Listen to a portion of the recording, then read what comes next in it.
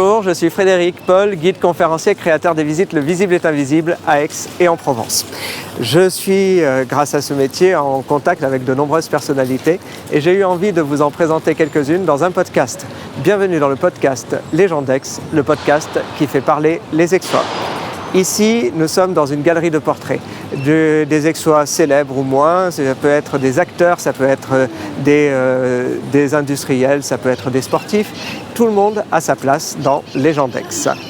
Vous pouvez regarder cet épisode grâce à Nicolas Barcelot qui s'occupe de l'image et à Arthur Busson qui s'occupe du son. Et vous pouvez bien sûr écouter ce podcast sur toutes les plateformes, le regarder sur Spotify ou sur YouTube. J'ai rendez-vous aujourd'hui à l'Office de tourisme d'Aix-en-Provence avec le directeur de l'Office de tourisme qui, depuis 2015, est Michel Fressé. Michel Fressé va nous parler de son parcours, il va nous parler du tourisme à Aix et aussi de l'année qui vient de s'écouler. Alors que vous soyez en train de regarder ce podcast ou de l'écouter, je vous souhaite une bonne écoute avec Les gens d'Aix, le podcast qui fait parler les Aixois. Bonjour Michel. Bonjour Frédéric. Alors nous nous tutoyons parce que nous nous connaissons depuis l'époque où tu étais directeur adjoint de l'Office de tourisme. Je suis partenaire de l'Office de tourisme d'Aix, un des partenaires. Et aujourd'hui tu es directeur de l'Office de tourisme d'Aix depuis 2015. Bravo. Quel a été ton parcours pour en arriver jusque-là ? Allez, on va commencer avec le lycée. Donc, quand je suis arrivé ici à Aix-en-Provence, c'était le lycée minier, donc dans le quartier Mazarin en seconde, et puis ensuite le lycée a fermé et transféré donc au lycée Zola, donc Arc de Méran, et donc voilà, depuis le lycée je suis aixois, 2 années de fac de droit, ça rappelle quelqu'un, du droit, l'horrible droit. Oui. Donc pareil, décidé d'abandonner mes études de droit pour suivre un parcours en histoire de l'art. Et ce parcours en histoire de l'art m'a amené jusqu'au niveau du DEA. Donc j'ai passé ma maîtrise avec mon mémoire. Je me suis inscrit au DEA et j'ai eu l'opportunité là de pouvoir choisir ou de continuer dans la recherche en archéologie médiévale ou de devenir directeur des affaires culturelles de la ville de Pertuis. J'ai fait le deuxième choix. Donc je suis arrivé à ce poste en 1990. Je l'ai occupé jusqu'en 1997 et en 1997, mon téléphone sonne et le directeur de l'Office de tourisme d'Aix m'appelle. Connaissant mon parcours en histoire de l'art et ma passion qui m'animait déjà pour Cézanne, et me dit « Monsieur Fressé, je ne vous connais pas, on m'a parlé de vous, j'aimerais vous rencontrer parce que la ville d'Aix souhaite donner à l'Office de tourisme la gestion de l'atelier de Cézanne. Et j'aimerais vous rencontrer, et je l'ai rencontré. Il m'a demandé de lui présenter un projet, j'ai présenté un projet, ce projet a été retenu, et le 1er septembre 1997, je suis arrivé à la direction, à l'animation de l'atelier Cézanne, où j'ai pris un plaisir énorme, puisque en 2026, ça sera les 30 ans donc, de mon arrivée professionnelle à Aix-en-Provence. Et dans ce lieu où je suis arrivé, où Marianne Bourges, qui était l'ancienne conservatrice, avait déjà été la gardienne de ce temple cézannien, j'ai voulu en faire toujours un atelier, certes de Cézanne, mais aussi ouvert à des artistes, quelle que soit leur provenance, leur origine, morts, vivants, contemporains, toutes disciplines confondues. Et il s'y est passé énormément de choses et de promotions de scènes aujourd'hui très réputées sur le territoire régional qui ont commencé leur balbutiement dans le jardin de l'atelier de Cézanne. Donc effectivement, ce lieu a contribué aussi non seulement à faire rayonner l'image de Cézanne, mais aussi d'une certaine création contemporaine sur la ville. Est-ce que tu connaissais Cézanne avant d'arriver à l'atelier ou oui, ça a été une découverte ? Non, je connaissais Cézanne puisque lorsque j'étais étudiant en histoire de l'art avec une condisciple qui s'appelait Florence Dupin, on avait créé une association qui s'appelait ARC, à la rencontre de Cézanne. Et donc c'était dans les années 80, avant que Jack Lang ne fasse le dépôt au musée Granet, donc des 8 peintures à l'huile. Personne ne connaissait la vie et l'œuvre de Cézanne à ce moment-là. On a l'impression que c'est pas possible, mais si, c'était possible. Et donc on organisait ce que tu as fait aujourd'hui, des visites en ville. On organisait des conférences dans l'ancien centre de congrès, la chapelle des Pénitents Blancs, pour refamiliariser les Aixois avec un de leurs plus illustres représentants. Et effectivement, cette association a eu son heure de gloire. On a pris beaucoup de plaisir à faire ça et c'est grâce à ces premiers pas que effectivement le directeur de l'Office de tourisme m'a contacté.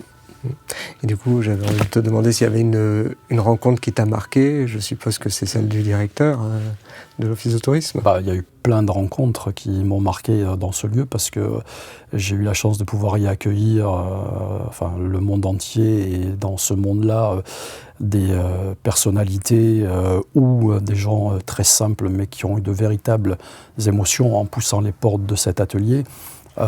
Celle de Frédéric Mitterrand, ministre de la Culture, a été assez importante et peut-être celle qui m'a le plus marqué, c'est celle avec James Lord, qui était donc celui qui avait sauvé l'atelier avec John Rewald, qui a voulu me rencontrer en 2005, donc au moment où on travaillait sur le projet Cézanne 2006. Et donc je savais le rôle qu'il avait joué. Il n'était jamais revenu à Aix-en-Provence depuis les années 54. Et donc en même temps, j'étais très heureux de l'accueillir, mais j'avais un peu les chocottes aussi en me disant comment il va trouver l'atelier, qu'est-ce qu'il va en penser. À l'époque, c'était japonais, américain, enfin c'est une fréquentation très internationale, l'atelier de Cézanne. Il est arrivé, il est resté 1 heure tout seul dans l'atelier. Et j'ai eu comme une sorte de convocation après. Il me dit « Michel, j'aimerais vous dire ce que j'en pense ». Et donc je me suis assis à côté de lui, je me dis « Waouh, ça va être chaud ». Qu'est-ce qu'il va me dire ? Qu'est-ce qu'il va me dire ? Et il me dit « Quand je suis venu pour la première fois ici dans les années 50, j'avais l'impression que Cézanne venait juste de fermer la porte. » Il me dit « Maintenant, donc quasiment 50 années après, j'ai l'impression qu'il est parti depuis 1 semaine. » Et il me dit, au fond, c'est pour ça qu'on a fait ça. C'est pour que ce lieu ne reste pas entre les mains de quelques connaisseurs, mais soit partagé avec le plus grand monde. Et donc c'était un peu effectivement une sorte de reconnaissance et de remerciement. Et on est resté en contact jusqu'à sa mort.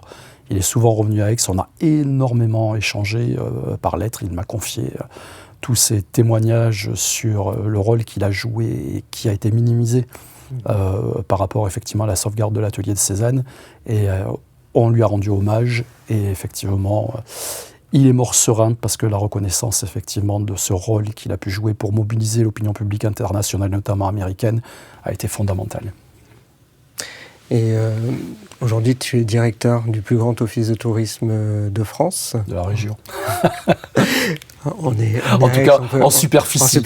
En superficie. Je parlais de la superficie. 3200 mètres carrés, oui. On est d'accord, il n'y a pas aussi grand. Pourquoi un si grand bâtiment pour un office de tourisme dans une ville comme Aix, est-ce que ça prouve que le tourisme a une place importante dans le mix économique aixois ? Le tourisme est effectivement très important à Aix-en-Provence. Là, je parle de données, donc ce n'est pas du ressenti. Oui.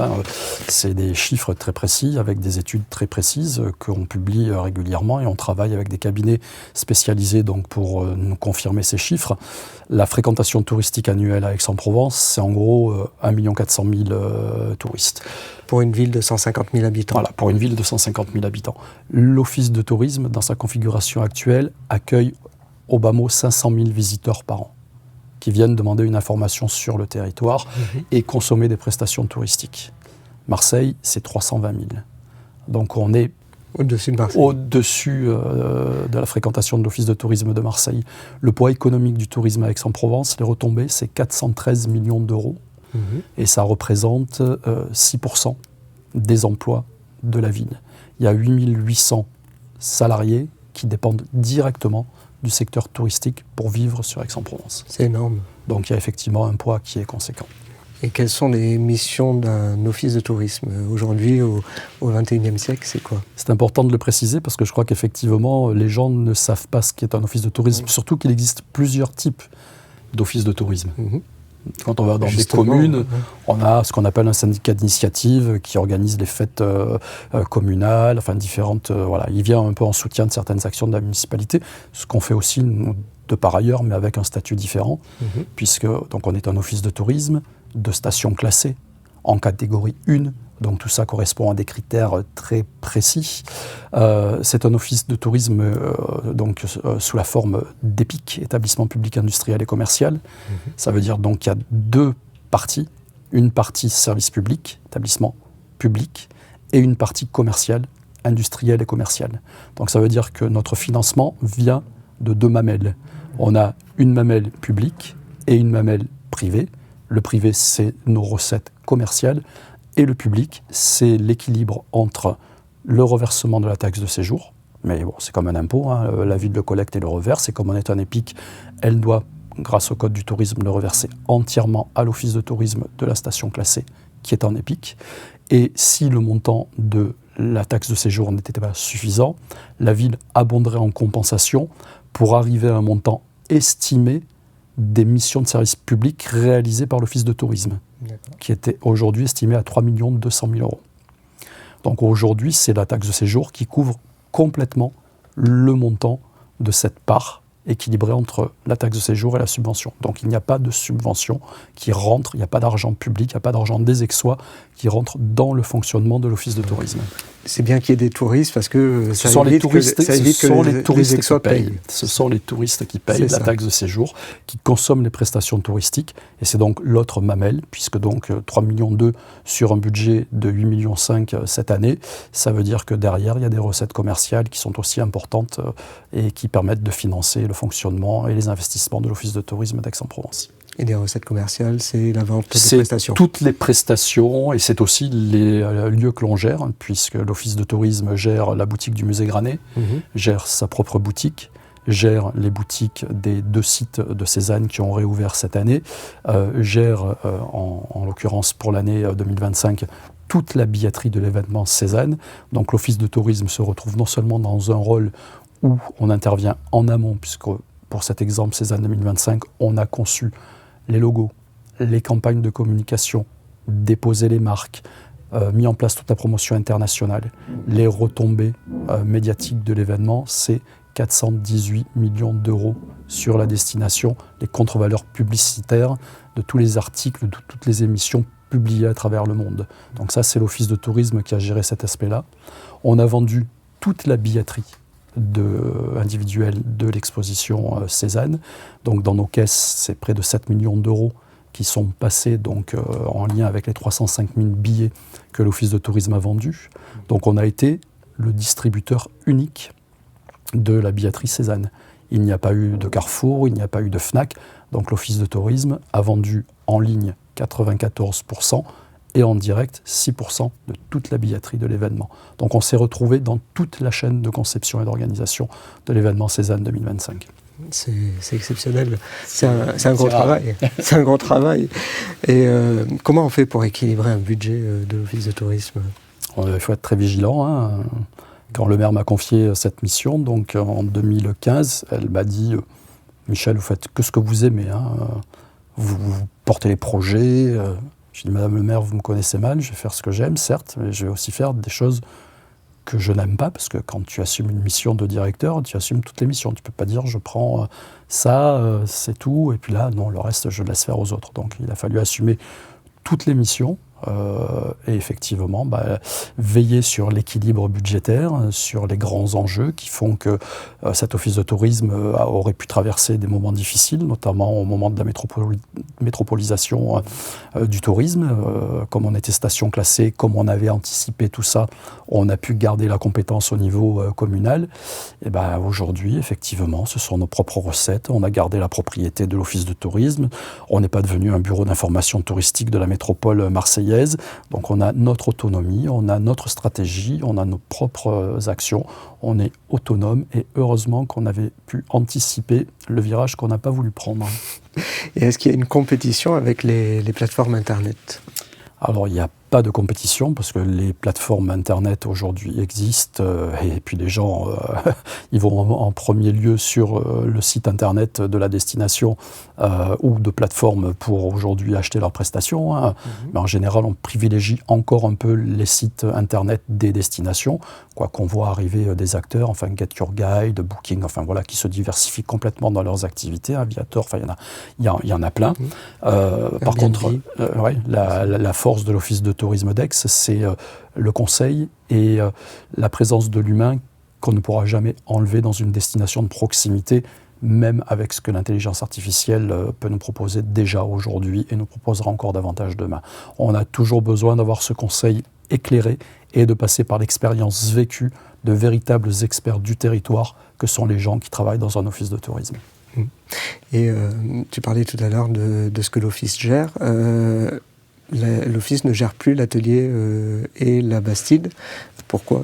Qu'est-ce qui s'est passé? Alors, on ne gère plus depuis donc, la fermeture de l'atelier en 2014, parce qu'il a fallu faire des travaux, il a fallu restaurer les collections, et ça, ce n'était pas de la compétence d'un office de tourisme. Les collections appartiennent à la ville. L'organe qui est le plus à même de restaurer les collections, c'est le musée. Donc les collections étaient sous la responsabilité du musée Granet. Donc le musée Granet a mis en place cette politique de restauration pour que tous les objets qui ont appartenu à Cézanne puissent être identifiés, restaurés, nettoyés. Enfin, toutes les pièces sont maintenant à l'abri et peuvent vivre sur les 30, 40, 50 années à venir. Ça, c'était un principal enjeu. Et quand on a vécu dans l'atelier, dans les conditions de visite où on a pu le faire visiter, enfin, ce combat, je le mène depuis les années 2000 pour rendre à Cézanne la totalité de son pavillon et de faire en sorte que ce lieu soit véritablement pris en considération comme un lieu patrimonial et muséal à part entière. Mais l'Office de tourisme ne pouvant pas jouer ce rôle, donc la ville et le musée ont récupéré effectivement toute la politique de réhabilitation du bâtiment et des collections, mais aussi les médiations qui sont du ressort du musée. Puisqu'à l'Office du tourisme, on organisait des visites à destination d'un public touristique, mais il y a toute la partie médiation, public scolaire, donc il a fallu créer aussi les lieux pour des ateliers pédagogiques, toutes les conditions nécessaires, et ça, c'est la partie musée. Donc on a gardé, nous, la partie développement commercial et promotion des sites de Cézanne. Par contre, effectivement, c'est le musée qui a récupéré le reste. Très bien. Et être directeur de l'Office de tourisme, c'est multicasquette. Tu es à la fois gestionnaire, stratège, tu es médiateur. Comment tu définis ton rôle? Comme une sorte de chef d'orchestre, mais avec un respect profond des musiciens avec qui je travaille. Il y a combien d'employés au total, sur tous les lieux, 67. 67. On parle toujours, on entend des fois à l'accueil les gens dire espèce de fonctionnaire ou des choses comme ça quand ils sont pas très contents. Mais vous n'êtes pas fonctionnaire. Pas du tout. Quel statut on est? Ils sont tous de droit privé, en dehors du directeur qui est de droit public. Mais dans un EPIC, tous les salariés sont de droit privé, donc effectivement, ils ne sont pas du tout fonctionnaires et n'ont pas du tout, entre guillemets, les avantages, s'il y en a encore, de la fonction publique. Et comment tu travailles avec les autres acteurs de la ville, que ce soit les élus, les institutions, les partenaires touristiques? Main dans la main, c'est notre vocation, c'est notre rôle. Déjà, il y a des acteurs de premier niveau qui sont tous les acteurs du tourisme de la ville, donc les restaurateurs, les hôteliers, les résidences de tourisme, aujourd'hui les plateformes, les prestataires touristiques, dont tu es aussi, les artisans, les métiers de bouche, les vignerons, les oléiculteurs, les calissonniers, les chocolatiers.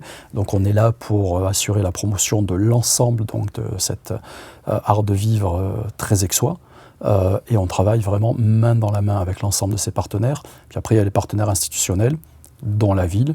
Et puis depuis maintenant 3 ans, par exemple, l'Office de tourisme coordonne avec la ville toute l'animation de Noël. On a remis tout le monde autour de la table, parce qu'avant, il y avait chacun qui faisait son Noël dans son coin et personne ne se parlait. Donc, il n'y avait aucun partage de, voilà, on fait ça. Donc, il peut y avoir des dates concurrentes.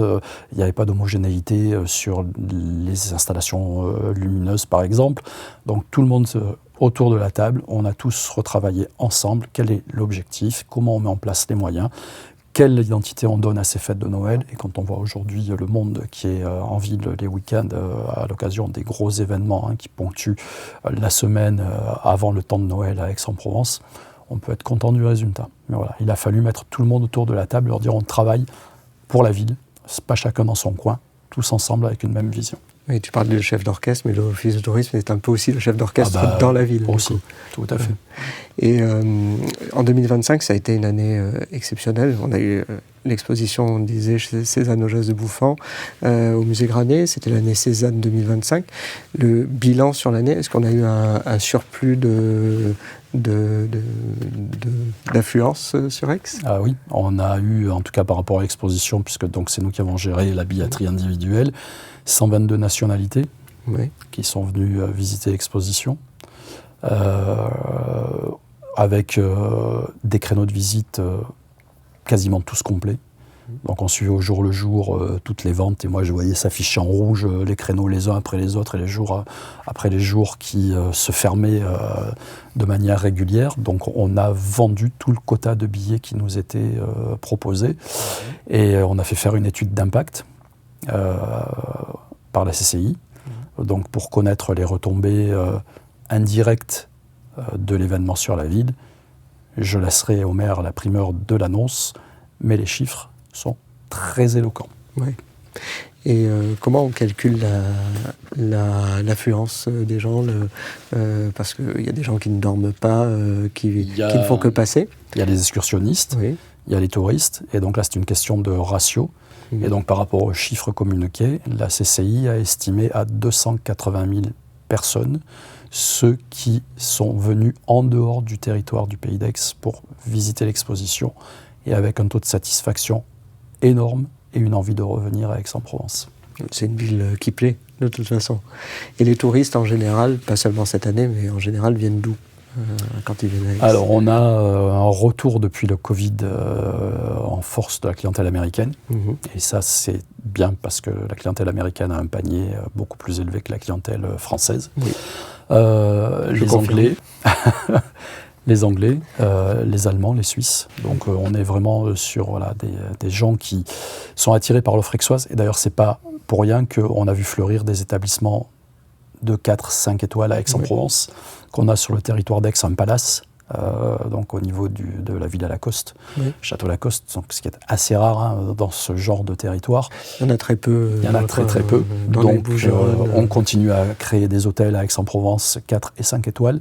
Donc ça veut dire qu'effectivement, cette clientèle internationale à fort pouvoir d'achat aime venir à Aix-en-Provence et trouve des prestations aujourd'hui de qualité qui montrent l'excellence de cette destination, et surtout son respect de son art de vivre très aixois qu'ils viennent chercher chez nous.